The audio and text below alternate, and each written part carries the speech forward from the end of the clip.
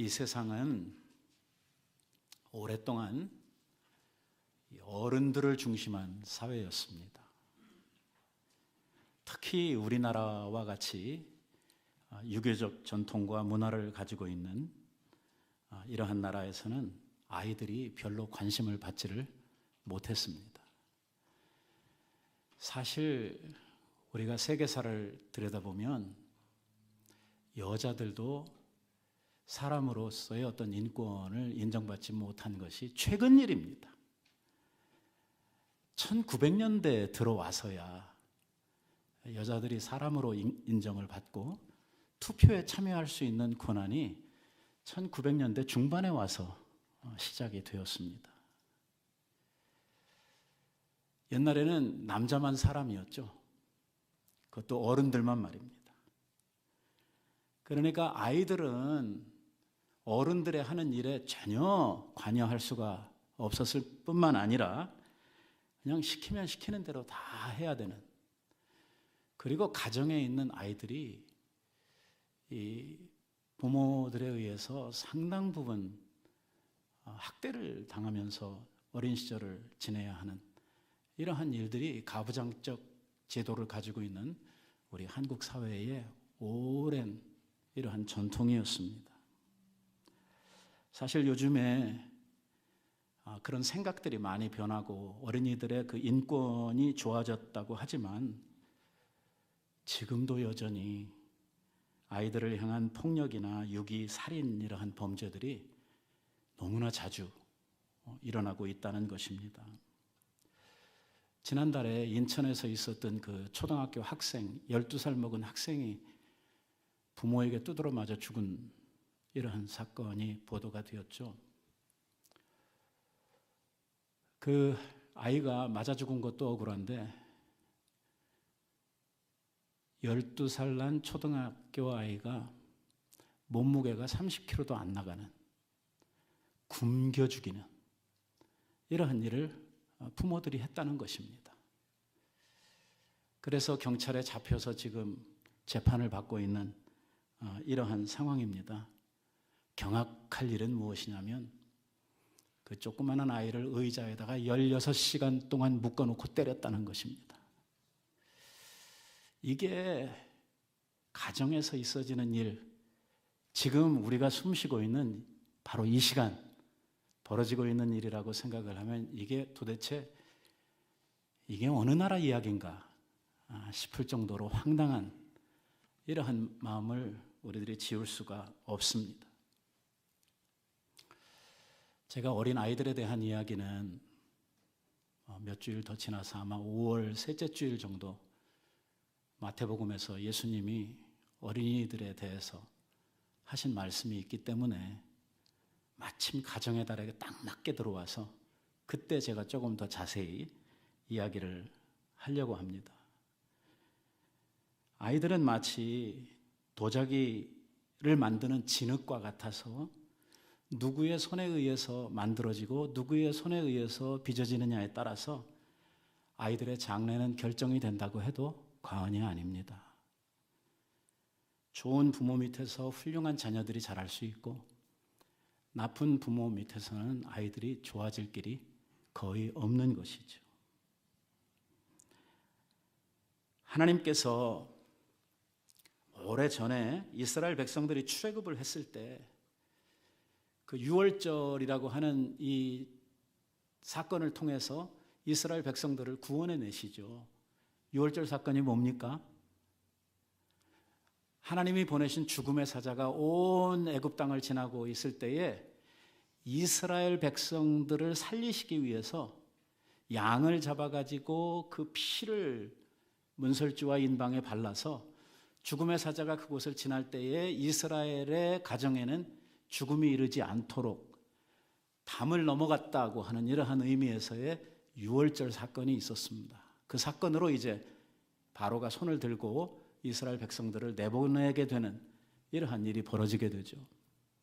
그런데 하나님께서 이것을 하나의 이벤트, 하나의 사건으로 두시질 않고 모세에게 명하셔서 앞으로 이 날이 되면 이 유월절이라고 하는 절기를 대대손손이 계속해서 지키라고, 그리고 이것을 자녀들에게 가르치라고 이렇게 말씀을 하십니다. 유월절이 가지는 이 구원의 중요성과 이 사건을 그냥 그 하나의 사건으로 덮지를 않고 하나님께서 자식들에게, 자손들에게 계속해서 가르쳐야 된다고 하는 두 사실이 이 유월절 사건에 있어서 굉장히 핵심적인 쟁점입니다. 여호수아가 요단강을 건넜던 그 사건 기억하시죠? 그 요단도화 사건 때에 그 요단강 강을 건너던 그 중간에서 돌을 12개를 가지고 나와서 요단강을 다 건넌 다음에 단을 쌓고 그리고 말하기를 훗날에 누군가 이 돌이 뭐냐라고 묻거든 하나님께서 너희를 위하여 능력으로 이 강을 건너게 하셨다고 하는 것을 어떻게 하라고요? 가르치라고. 그러니까 그 돌을 가지고 나와서 거기에 돌비를 만든 이 이유는 뭐냐면 자녀들의 교육을 위한 이러한 하나님의 지시사항이었던 것을 우리는 보게 됩니다. 이런 사건들을 통해서 볼 때 하나님께서는 이 어린 아이들에 대한 교육이나 이 어린 아이들에 대한 처우에 대한 것을 굉장히 중요하게 생각하신다고 하는 것을 알 수가 있습니다. 한 걸음 더 나아가서 아이들의 믿음 교육은 하나님께서 굉장히 관심을 가지시고 바라보시는 이러한 아주 중대한 관건이라고 하는 것을 우리가 알아야 하죠. 그래서 교회는 이 아이들에 대한 교육에 상당한 관심뿐만이 아니라 투자를 해야만 하는 이유가 바로 거기에 있습니다. 더 나아가서 예수님께서는 제자들을 향해서 뭐라고 말씀을 하시냐면 천국은 이 어린 아이들과 같은 사람들이나 갈 수 있는 나라라고 이렇게 이야기를 합니다. 너무 단면적인 이야기라 문자적으로 적용하기는 좀 그렇습니다만 어른들은 천국 못 간다는 말입니다. 어른들이 낮아져서 어떻게 되어야 된다고요? 이 어린 아이와 같이 되어야 천국에 갈 것이라고 예수님께서 그렇게 말씀을 하고 있는 것입니다. 그러면서 오늘 우리가 읽은 본문에서 강조한 것은 무엇이냐면 어린아이 하나를 실족하게 해서는 안 된다. 이 어린아이의 의미를 조금 더 확대해서 작은 자, 소자 하나를 실족하게 하는 일이 있어서는 안 된다고 하는 사실을 우리 예수님께서 강조해서 이야기를 하십니다. 오늘 우리가 평소보다 상당히 긴 본문을 읽었는데 그 긴 본문이 전체가 지금 아우르고 있는 이러한 말씀이 뭐냐면 소자 하나를 소중히 여기고 그들로 실족하지 않게 하라고 하는 주님의 가르침이 이렇게 길게 설명이 되고 있다고 하는 것을 우리는 알아야 됩니다. 왜 예수님께서 이런 이야기를 하시게 되었을까? 오늘 이 이야기의 시작에는 이 제자들이 예수님을 향해서 드렸던 질문이 시작이 되었습니다. 제자들이 문득 예수님 앞에 나와서 이런 질문을 합니다. 1절에 뭐라고 이야기를 하냐면 그때에 제자들이 예수께 나와 이르되 천국에서는 누가 크니까? 누가 큰 사람입니까? 누가 높은 사람입니까? 라고 이렇게 질문을 합니다. 왜냐하면 저희들끼리 싸웠는데요 해결이 안 나는 겁니다. 저 잘났다고, 내가 더 높다고, 내가 더 크다고, 내가 더 중요하다고, 주님께서 나라를 회복하시면 내가 높은 자리를 차지해야 된다고 서로 싸우고 있는 판에 해결이 안 나는 거죠. 그러니까 예수님한테 물어보는 겁니다. 누가 큽니까? 누가 높은 자리를 차지해야 되겠습니까? 라고 와서 예수님 앞에 이야기를 합니다.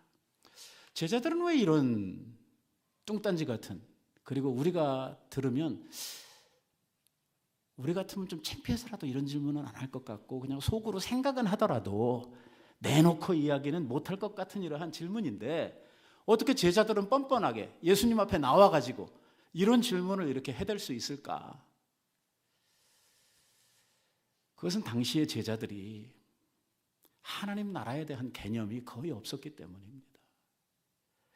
뭐 우리가 제자들을 지금 대단하게 생각을 하고 있지만 당시의 제자들은요 우리가 아는 것만큼도 하나님 나라에 대한 인식이 그 개념이 정리가 안 됐을 때입니다. 그들은 본 적도 들은 적도 없는 하나님의 나라를 배우며 그 첫 그 발걸음을 떼우고 있었던 이러한 사람들이었기 때문에 이 하나님 나라의 실체에 대한 것을 제대로 이해하지를 못했던 것입니다. 그리고 그들은요, 평소에 해오던 대로, 자기네들이 평소에 가지고 있던 생각대로 예수님도 이해를 하고 예수님이 말씀하시는 것도 이해를 하고, 그리고 자기의 생각대로 그것에 의해서 질문도 하는 것입니다. 세상은 한마디로 말하면 계급사회입니다.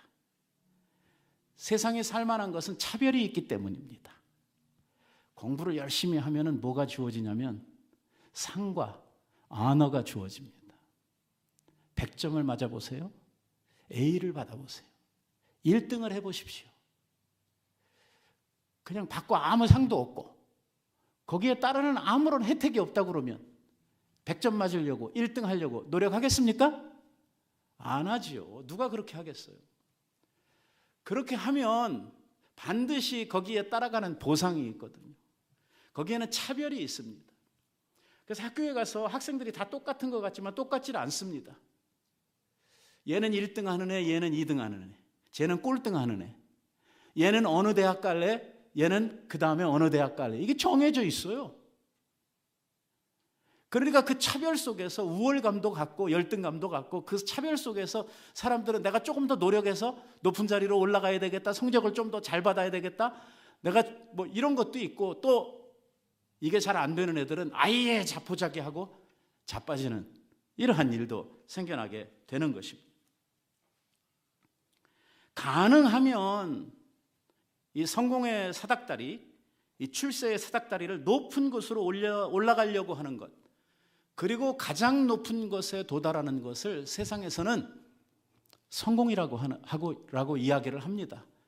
우리도 그런 세상에 지금 발을 붙이고 살고 있고, 그리스도인이라고 우리는 서로 이야기를 하면서도 자식이나 아니면 누구 우리 가까운 사람들이 그런 성공을 하면 막 박수를 치면서 좋아하고 칭찬을 하고 부러워하는 이러한 문화를 우리들도 가지고 있습니다. 군대에 가면 계급에 따라서 대우도 달라지고 권한도 달라집니다. 거기에는 분명한 차별이 존재하고 있죠. 상관의 명이라고 하면 무조건 복종해야 되고, 그래서 생겨나는 이러한 또 아픔과 큰 이러한 문제거리들도 있습니다.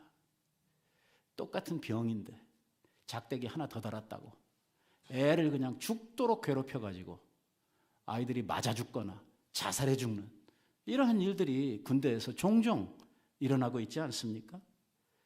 그게 뭐라고? 군대에 며칠 일찍 온 것이 뭐 그렇게 자랑할 일이고 사람을 죽일 만큼 중요한 일이라고? 그게 세상이거든요. 부정할 수가 없거든요. 이러한 계급사회, 이러한 신분사회, 이러한 차별이 어딜 가도 있거든요. 직장에 가면 어떻습니까? 회사에 가면? 또 있습니다. 평사원 있고 그 위에 대리 있고 과장이 있고 부장이 있고 하여튼 쭉 올라가면서, 저는 자세히는 모릅니다만 아무튼 많습니다. 그 평사원도요, 이게 정규직이냐 비정규직이냐 또 이거 가지고 또 차별이 있고 보이지 않는 이러한 서로 간에 싸움이 있는 것을 우리는 보게 됩니다. 이게 세상입니다. 이런 세상에서 오랜 세월 동안 자라오고 성장해온 이러한 제자들이 예수님께서 이야기하고 있는 이 하나님 나라의 실현을 앞두고 예수님께서 그 나라를 회복하신다면 나는 어느 자리, 어디쯤 나는 차지할 수 있을까 하는 이러한 생각들을 자연스럽게 하게 된 것입니다. 그리고 그들은 서로가 서로에 대해서 내가 높은 자리를 차지해야 된다고 서로 자랑을 하는 것이죠. 이 손가락들도 서로 자랑을 한다는 거 아닙니까? 내가 1등이라고? 얘는 별로 자랑할 게 없는 것 같은데 얘도요, 할 말이 있다는 거예요. 이게 제자들이 서로 간에 지금 서열 정리를 하려고 서로 간에 다툼이 일어났는데 이게 좀처럼 안 되는 거예요. 왜? 해봐야 다 거기서 거기거든요. 이게 뭐 거의 무식한 어부 출신들이 대부분이고 뭐 세리도 있고 뭐 그래봐야 쫓겨다니는 독립군들 몇 있고 뭐 이러다 보니까 뭐 딱히 누가 1등이다 뭐 이렇게 얘기를 할 수가 없었던 것이죠. 그래서 제자들이 예수님한테 하나님의 나라, 그 천국에서는 누가 큰 자입니까? 라고 물었던 것이죠. 그때 예수님께서 대답을 하시기를, 한 아이를 불러서 그 가운데 세우시고 말씀하시기를 뭐라고 이야기를 하냐면, 진실로 너희에게 이르노니 너희가 돌이켜 이 어린 아이와 같이 되지 아니하면 결단코 천국에 들어가지 못하리라 라고 말씀을 하셨습니다. 이건 충격적인 이야기입니다. 제자들이 생각했던 대답이 아니고 너무나 동떨어진 이러한 대답이면서 하나님의 나라의 본질을 이야기하시는 이러한 주님의 대답이었기 때문입니다. 오늘 이 대답은 딱히 그 제자들에게만 해당되는 이러한 대답이 아니고 오늘 하나님의 나라를 함께 세워가고 하나님 나라의 백성이 된 우리들에게도 똑같이 적용되는 주님의 교훈입니다. 예수님께서 제자들에게 천국에서는 누가 높고 누가 낮고 하는 이러한 이야기를 하시지 아니하시고, 그러니까 제자들이 물었던 이러한 물음에 대해서 직답은 피하시고 뭐라고 이야기를 하냐면, 예수님께서는 일단 거기 가야, 그 천국에 들어가야 천국 백성이 돼야 그 다음에 뭐 높고 낮고 하는 것을 따질 수 있는 거 아닙니까?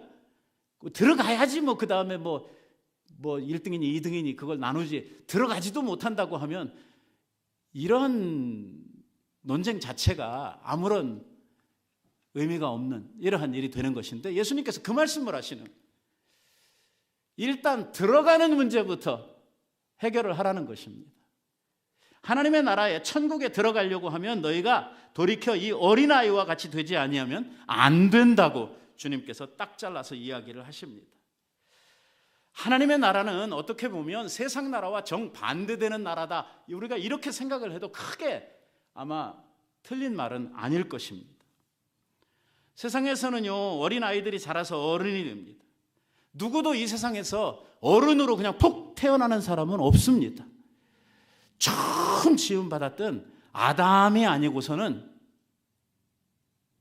그의 씨로 오는 모든 인류의 후손들은 다 아이로 이 세상에 태어납니다. 그리고 시간이 지나면서 자라나서 어른이 되죠. 천국은 다릅니다. 세상에서는 애로 태어나가지고 어른이 되는데, 이 하나님의 나라에서는요, 주님을 영접할 때 어른이었던 자들이 뭐가 돼야 돼요? 애로 바뀌는, 신앙에 들어가고 오늘 그 안에 하나님의 나라가 잘 이해가 되고 배우면서 뭐가 되어가냐면 어린아이가 되어가는 것입니다. 세상에서는 애가 어른 되고 하나님의 나라에서는 우리 어른들이 뭐처럼? 애처럼 되는 것이 하나님 나라의 개념입니다. 세상에서 가지고 있었던, 우리가 누리고 있었던 세상적인 그 모든 아까 이야기했던 그 좋은 것들, 그 권한들, 특권들, 지위들, 이러한 것들을 다 내려놓고 어린아이와 같이 낮아지는 것이고, 어린아이와 같이 자기를 낮추는 이러한 나라가 하나님 나라라고 예수님께서 말씀을 하고 있는 것이죠. 그리스도인이 된다고 하는 것은 세상에서 누리고 있던, 우리들이 가지고 있던 모든, 내가 뭐 학벌이 뭐고, 뭐 내가 세상에서 지금 뭐 어떤 지위를 가지고 있고, 내가 뭐 얼마만한 영향력이, 이런 모든 것들을 완전히 다 버리고, 잘라버리고 그리스도 안에서, 예수님 안에서 새로 태어나는 것, 어린아이로 태어나는 것, 이것이 하나님 나라의 개념입니다. 그러니까 사도 바울이 그런 말을 하는 것입니다. 너희들이 혹시 너희들의 육체를 따라 자랑할 만한 것이 있다고 생각하는 사람이 있다면 나는 너보다 훨씬 더 자랑할 만한 것이 많다라고 이야기를 하면서, 뭐 자기 가문에서부터 자기 학벌에서부터 자기가 가진 사회적 신분과 지위에서부터 막 줄줄이 갖다 대는데, 뭐 이만큼 되지 않습니까? 이력이. 그런데 바울이 뭐라고 이야기를 합니까? 이렇게 내가 사람들 앞에 자랑하고 나를 나타내고 사람들 앞에 내가 인정을 받기 위해서 필요했던 모든 이러한 조건들을 이제 나는 배설물처럼 버린다는 것입니다. 이게 하나님 나라의 개념입니다. 버린다는 거예요. 버려. 그냥 마음속에 안고 가만히 이렇게 있는 게 아니고 빼서 버리는 것입니다. 왜?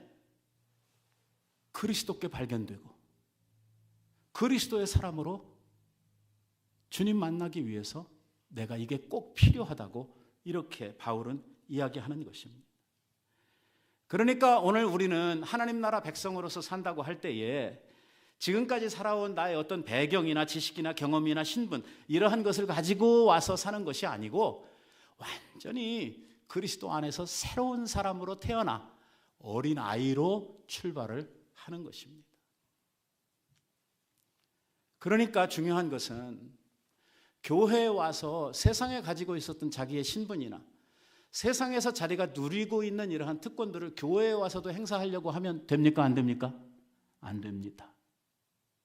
대통령이라도 교회에 오면 그냥 어린아이 중에 하나입니다. 이런 일은 있을 수 없습니다.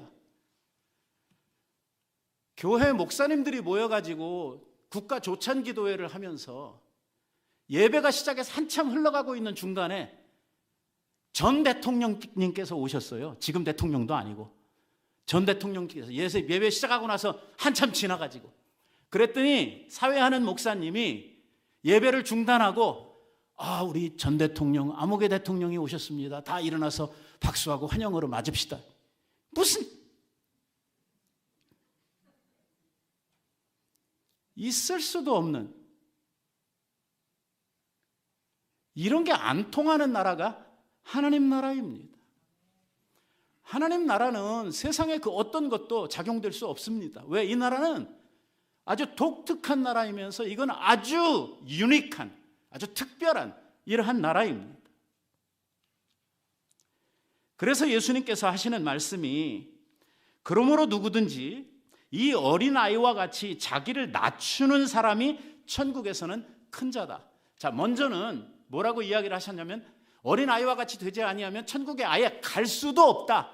그러니까 높고 나쁘고 낮고 크고 작고 하는 것은 고려 대상도 아니다 해놓고 그 다음에 어린아이와 같이 이렇게 해서 천국에 들어갔다고 하면 그러면 누가 큰 자냐? 더 어린아이 같이 되는 사람이 큰 자다라고 이렇게 말씀을 하시는 것입니다.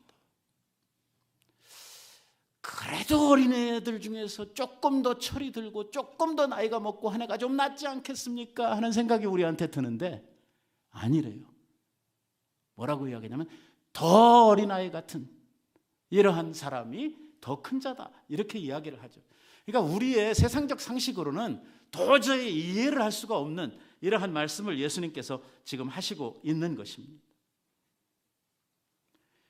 어린아이의 특징이 여러 가지가 있는데요. 그 중에 하나는요, 어린아이는요, 자기가 모르는 것에 대해서 부끄러워하지를 않습니다. 조그만 아이들 가만히 보세요. 뭐 이렇게 질문이 많은지 말이에요. 이 부모님들이 아이들 자라날 때 물어보는 거, 그 대답해 주는 것도 피곤합니다. 질문이 얼마나 많은지. 질문을 해서 대답을 하고 나면 대답 꼬리 잡아가지고 또 물어보고 또 물어보고 이러기 때문에 아주 피곤해서 조용해 그만 이렇게 야단을 치고 끝내는 이러한 부모님들이 많은데요. 이 아이들은요, 너는 그것도 몰라? 소리를 들을 만한 질문을 하는데도 불구하고 애들은요, 그걸 부끄러워하지 않습니다. 뭐냐? 자기는 모르는 것이 당연하고 자기는 이 부족하다고 하는 것을 자기 스스로 알고 인정하고 있는 것입니다. 어른들은요, 모르면서도 아는 척 하잖아요. 그래서 가만히만 있으면 중간 간다고 그러잖아요. 괜히 떠들었다가 본전 이렇게 나오는 경우가 많기 때문에 잘 확실하게 모르면 그냥 가만히 있는 거죠. 그러면 이 사람이 뭐 아는지 모르는지 모르니까 한 중간 정도는 갈 수 있거든요. 근데 괜히 쓸데없이 말 꺼냈다가 모르는 것이 더 많은 게 이제 알려지면 사람들 앞에 창피하니까 이런 게 싫어서 오늘 우리는 이렇게 사람들 앞에 부끄러운 이러한 것을 알고 있기 때문에 자기의 모르는 것을 드러내지 않으려고 하는 것이 어른들의 특색이죠. 어른들의 특색 중에 하나가 또 뭐냐면 이 고집이 많다는 것입니다. 잘 안 바꿉니다. 자기가 틀렸다는 것을 알면서도 끝까지 가는 사람들이 많습니다. 그래도 자기가 틀렸다는 걸 알고 바꿀 수 있는 사람은 거의 성인이나 위인에 해당하는 이러한 사람들입니다. 이게 어른이 되고 생각이 고착화되면은요, 안 바꿉니다. 누가 뭐라 그래도 잘 바뀌지 않아요. 거기에다가 자기가 틀렸다고 하는 것이 확실하게 드러나도 그냥 혼자 끝까지 갑니다. 고집이죠. 그러나 아이들은 어떻습니까? 아이들은요, 자기가 무슨 주장을 하다가도 부모나 누가 안 그렇다고 이건 이런 거라고 이렇게 이야기하고 나면 어떻게 해요? 금방 내려놓고 알았어요 하면서 따라간다고. 이게 어린아이들의 특색이거든. 오늘 우리들이 가지고 살던 이런 세속적 생각이나 우리의 어떤 의지나 우리가 가지고 살아가던 경험이나 고집 같은 것이 그대로 우리들의 신앙생활에서도 남아있으면 이 사람은 어른입니까? 애입니까? 어른이죠. 자기 고집 그대로 가지고 있고 자기가 세상에서 살던 그 모든 저기들을 그대로 가지고 신앙생활을 하려고 한다고 하면 이 사람은 어린아이가 아닌 것이죠. 하나님의 나라에서는 주님의 말씀 앞에서 무조건 낮아지는 것입니다. 하나님이 뭐라고 말씀하시고 성경이 우리들에게 뭐라고 이야기를 하면 다 아멘입니다. 우리들의 머리로 다 이해가 안 돼도 아멘 해야 됩니다. 왜? 이 말씀은 누구의 말씀이냐면 하나님의 말씀이기 때문입니다. 그분은 창조주시요 전능자시요 심판주시요 그분은 온 세계를 주장하시고 움직이시는 섭리하시는 하나님이시기 때문입니다. 그분에게는 지혜의 모자람이 요만큼도 없으신 분입니다. 완벽한 지혜를 가지고 계신 분이지요. 그러니까 그분 앞에서 우리는 토를 달면 안 됩니다. 주님 말씀하시면 아멘 하고 따라가는 것입니다. 그게 하나님 나라 어린 아이들의 바로 특성이 되어야 되는 것입니다. 우리의 영적 부모가 되시는 하나님께서 우리들에게 무엇을 말씀하시고 명하실 때에 우리들은 그 앞에서 순종하고 그 말씀을 따라가는 것, 어린 아이와 같이 아버지 되시는 하나님을 의지하는 것, 오늘 내 생각을 주장하지 않고 하나님께서 말씀하시는 하나님의 뜻을 우리들이 100% 받아들이고 순종하고 따라가는 이것이 오늘 우리들에게 있어서 중요한 이러한 일입니다. 오늘 우리가 하나님 앞에서 어린아이가 될수록 더 큰 은혜를 누리게 된다고 하는 것을 알아야 합니다. 분명히 성령께서 우리의 마음속에 회개의 마음을 주시고 내가 무엇을 잘못했는지 성령께서 우리의 지각을 여셔서 깨닫게 하셨는데도 불구하고 자존심이 있어가지고요. 또 내가 이렇게 막 울면서 회개하면 옆에 있는 사람이 보고 무슨 생각을 할까 나에 대해서 뭐 이런 마음 때문에 막 슬퍼도 괴로워도 이 죄 때문에 막 속에서 이렇게 끓는 게 있어도 꾹꾹 참고 회개 안 하고 그냥 가는, 이게 잘하는 게 아니고 어린 아이와 같이 성령께서 우리들에게 뭘 말씀하시고 감동을 주시고 회개의 마음을 주시면 그냥 목 놓아 울고 애통하고 어린 아이처럼 하는 것이 더 큰 은혜의 자리에 갈 수 있다는 말입니다.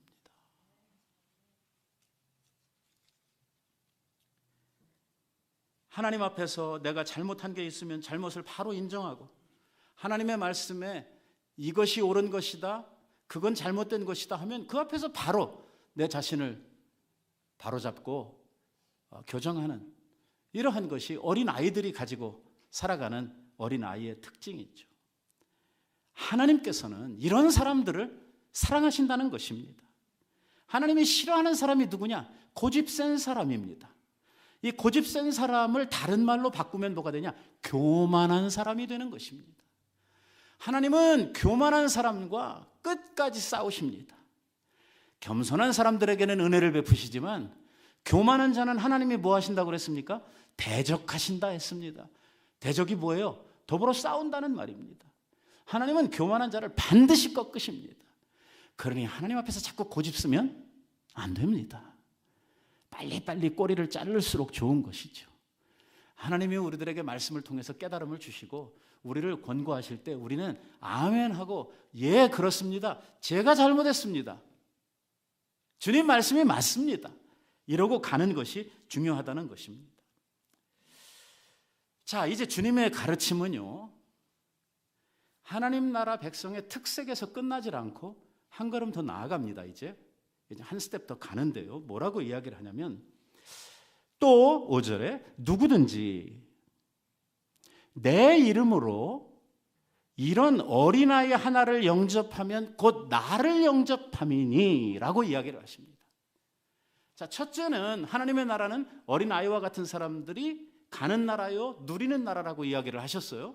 하나님 나라의 특색에 대해서 이야기를 하시고 이번에는 뭐라고 이야기를 하시냐면 너희가 만일 이 어린아이와 같은 사람을 영접하면 누구를 영접하는 거라고요? 예수님을 영접하는 것과 같다라고 이야기를 하고 있습니다. 자, 보세요. 우리가 하고 있는 우리의 신앙생활이라고 하는 것은 우리의 믿음의 대상이신 하나님이 우리의 눈에 보입니까? 안 보입니까? 예수님은요? 저도 한 번도 못 봤거든요. 혹시 여러분들이 그 성화에 나오는 그 예수님 사진 보고 봤다고 생각하면 천만의 오산입니다.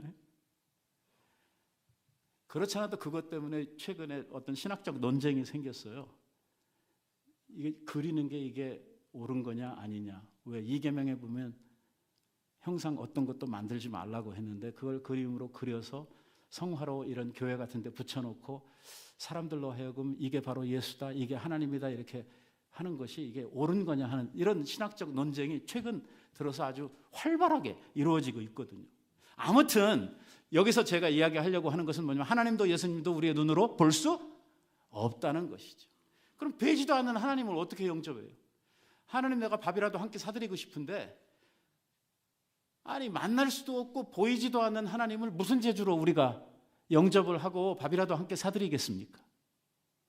우리의 마음은 굴뚝 같은데 그런 내가 그렇게 신봉하는 하나님 예수님이 과연 나의 그런 마음, 나의 그런 주님을 대접하고 싶어하는 이러한 마음을 어떻게 받아주실 것이냐라는 것입니다.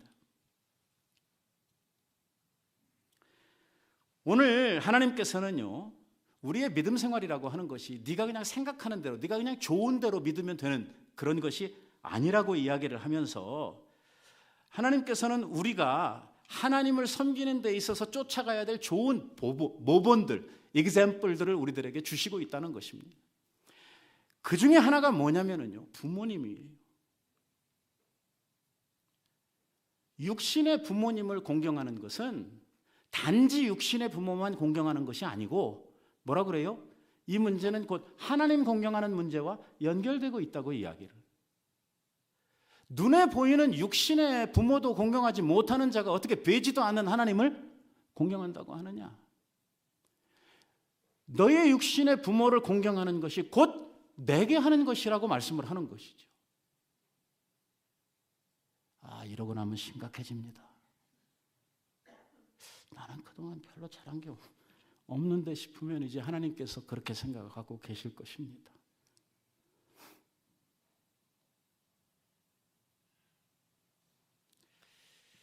이게 문제는 이것이거든요. 하나님을 볼 수도 없고 내가 하나님을 향해서 뭔가 직접 해드리지 못하는데 우리의 마음만은 하나님을 향해서 뭔가 잘해드리고 싶단 말이에요. 그런데 그것을 받아야 될 하나님이 내게 어떤 모습으로 어떤 방법으로 하나님께 잘해드리고 하나님을 영접하기를 바라시느냐 하는 문제거든요. 이게 부모만 있는 게 아닙니다. 성경에 보면 이러한 example들이 여러 방면에 걸쳐서 우리들에게 소개가 되고 있는데 그 중에 하나가 뭐냐면 오늘 이 말씀이에요.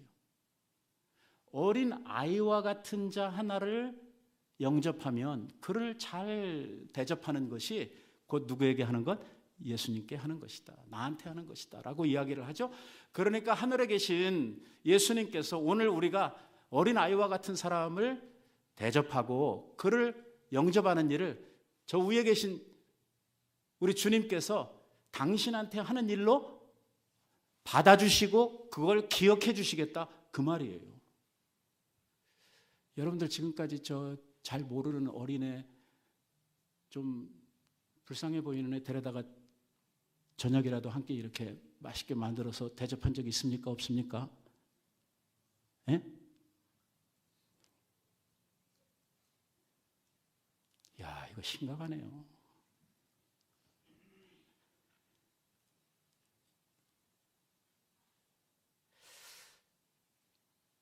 이게요, 예수님 시대에 고아나 과부, 사회적 그 환경으로 볼 때에 그 시대의 고아나 과부는요, 먹고 살 수 있는 방편이 없었습니다. 거의 죽어야 됐죠.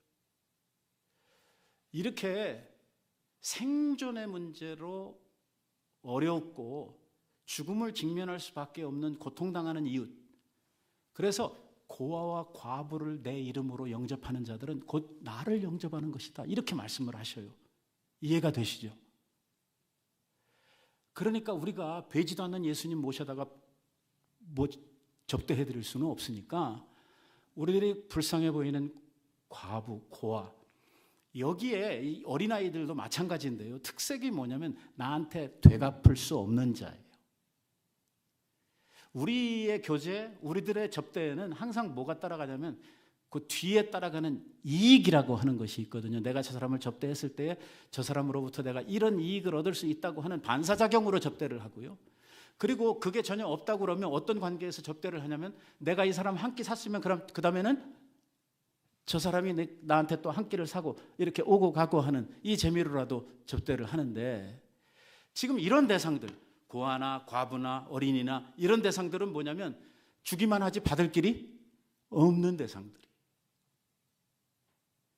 이런 대상들을 향해서 주님의 손이 되고 주님의 얼굴이 되고 마음이 되어서 그들을 영접하고 접대할 때에 주님께서 나한테 하는 일로 알겠다. 예수님께서 말씀하셨던 양과 염소의 비유를 보게 되면 양과 염소들의 특색이 뭐냐면 자기네들도 모르는 사이에 내가 주님을 영접도 하고 뭐 마시울 것을 주기도 하고 뭐 돌보기도 하고 이런 것들을 했다고 그러죠. 둘 다 하는 일. 우리가 언제 그랬습니까? 그래요. 양들도 그렇고 염소들도 그래요. 그때 예수님께서 이 두 분류의 사람들에게 동일하게 하시는 말씀이 뭐냐면 지극히 작은 자 하나에게 했던 그 일이 곧 나한테 한 일이다 라고 말씀을 하시죠. 그 가난하고 소외되고 불쌍한 사람들, 그 사람들 다 누가 만드셨어요? 하나님이 만드셨어요. 하나님의 사랑의 대상이고 하나님이 돌보셔야 하는 대상이에요. 그래서 오늘 하나님의 백성들을 통해서 그들을 돌보시기를 원하시는 것이죠. 우리가 팬데믹 때문에 그동안 못 갔었는데요, 올해에 우리 당회에서 저 상록 양로원에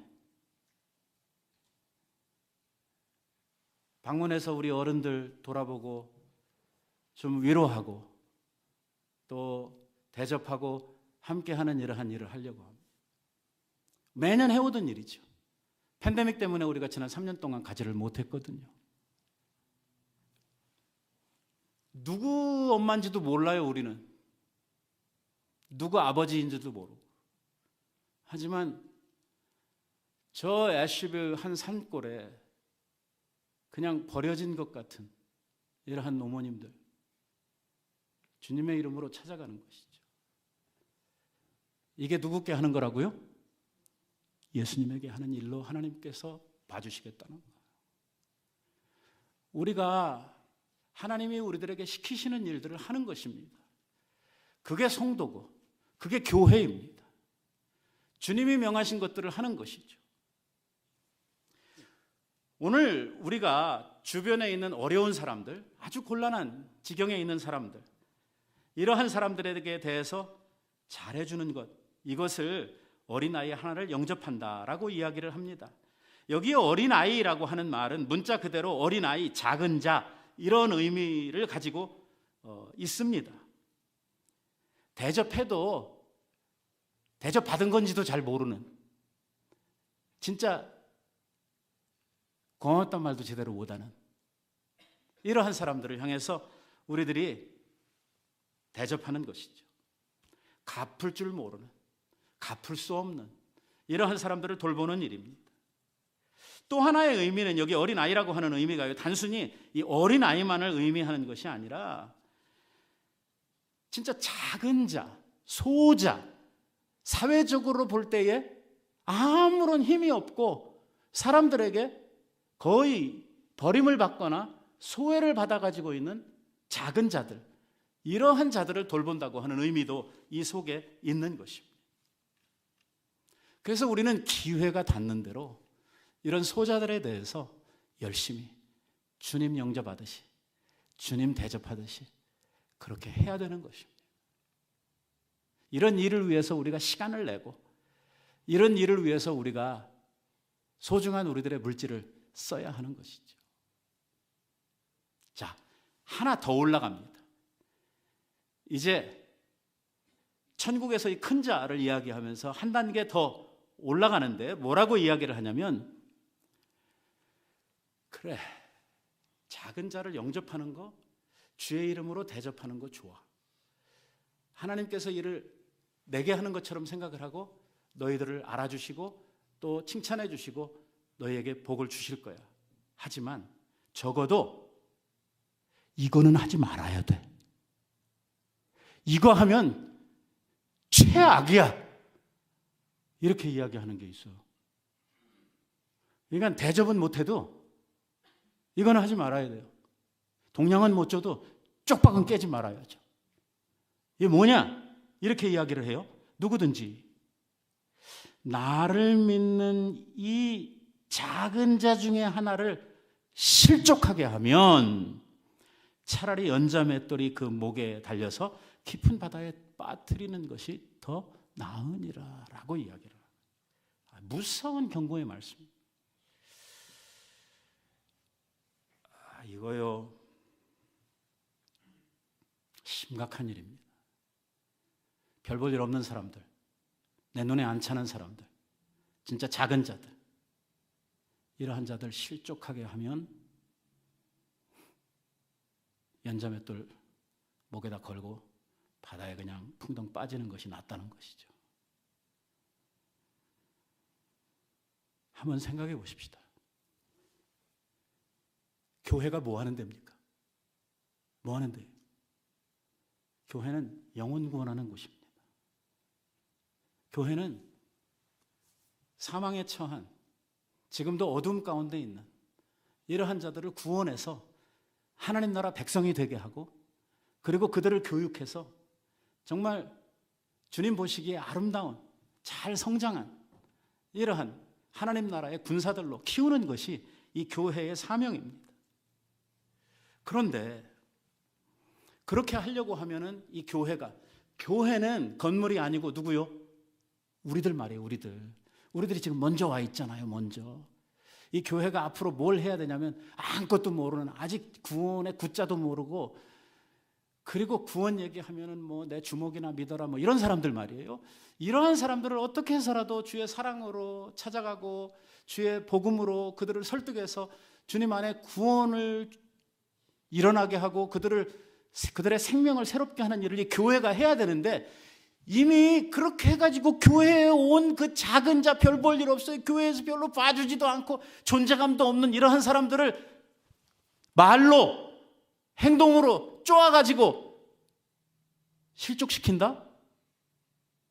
그러면 교회가 생명을 살리고 구원하는 것이 아니라 뭐 하는 데가 되죠? 겨우 살아난 사람을 죽이는 일을 하는 거예요. 교회가 가야 될 길에 정반대의 길을 걷게 되는 것이죠. 그게 뭐 때문에? 내 자존심 때문에, 나한테 걸려있는 작은 명예심 때문에 다른 소자 하나를 이렇게 만들어버린다? 이러한 사람은 차라리 연자 맷돌 메고 네가 그냥 빠지라는 거예요. 아, 이거 최악이죠, 최악. 있을 수도 없는 일이라는 것입니다. 그러니까 천국 백성의 특징은 뭐냐면 나의 유익을 먼저 구하는 게 아니고 다른 이의 유익을 먼저 생각하는 게 성도들의 기본 자세입니다. 예수님께서 가르쳐 주신 사랑이 뭡니까? 사랑은 자기의 유익을 구하지 아니하며. 자기의 이익을 따지게 되면 거기에 욕심이 따라붙거든요. 욕심이 따라붙으면 죄가 따라가거든요. 죄가 가게 되면 그 다음에 뭐가 따라가요? 사망이 쫓아가거든요. 멀리 안 가요. 바로 따라가요. 바로. 그래서 예수님이 얼만큼 심각하게 이야기를 하시냐면 이렇게 말씀을 하는 거예요. 만약에 내 손이나 발이 너를 범죄하거든 어떻게 해라?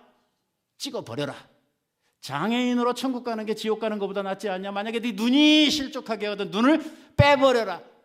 야, 사랑의 하나님 치고는 정말 험한 말씀을 너무 세게 하신다 하는 생각이 드는데요. 결국 이거는요, 실제로 그렇게 하라는 게 아니라 소자 하나를 실족시키는 일이 얼마나 중차대한 문제인지 이 심각성을 알라는 것입니다. 그게 얼만큼 우리들이 아파해야 되는 일이냐면 내 눈 하나 뽑는 것처럼 내 손 하나 잘라내는 것처럼 심각하게 생각하고 받아들여야 될 이러할 문제라고 이야기하는 것이죠. 10절 뭐라고 이야기를 하냐면 삼가 이 작은 자 중에 하나도 업신여기지 말라. 너희에게 말하노니 그들이 천사들이 하늘에서 하늘에 계신 내 아버지의 얼굴을 항상 배웁느니라. 14절에 이와 같이 작은 자 중에 하나라도 잃는 것은 하늘에 계신 너희 아버지의 뜻이 아니니라. 결론이에요. 교회는요, 죽은 영혼 살려내고 잃어버린 양 하나라도 데려오는 것이 교회가 해야 될 일입니다. 어떻게 해서 힘들게 온 양을 내쫓는 그 소자, 작은 자 하나를 실족하게 하는, 이거는 교회가 해야 될 교회의 기능이 아니라는 것입니다. 여러분, 우리는 오늘 예수님이 말씀하시는 이 천국 백성의 소양에 대한 이야기를 들었습니다. 우리는 이미 주님의 은혜로 하나님 나라의 백성이 되고 주님으로부터 그 놀라운 복을 받아 누리고 있습니다. 오늘 내가 하나님 앞에서 더 온전해지고 주님께 기쁨이 되려면 우리들 자신들을 끝없이 낮추어 어린 아이와 같이 되는 이 일이 중요할 것입니다. 혹시 내 주위에 다른 사람들에게 관심 받지 못하고 있는 소자, 작은 자가 눈에 띈다고 하면 사랑으로 그들을 영접하고 접대하는 이러한 일이 또한 우리들에게 필요할 것입니다. 더 나아가서 우리 중에 있는 그 누구라도 아무리 하찮아 보이는 사람이라고 하더라도 그들을 실족하게 하는 일은 절대로 없어야 할 것입니다. 우리가 이러한 이 그리스도인으로서의 소양을 지켜갈 때에 하나님의 나라가 우리 안에서 더욱더 든든해지리라고 믿어 의심치 않습니다. 기도하십시다. 자비하신 아버지 감사합니다.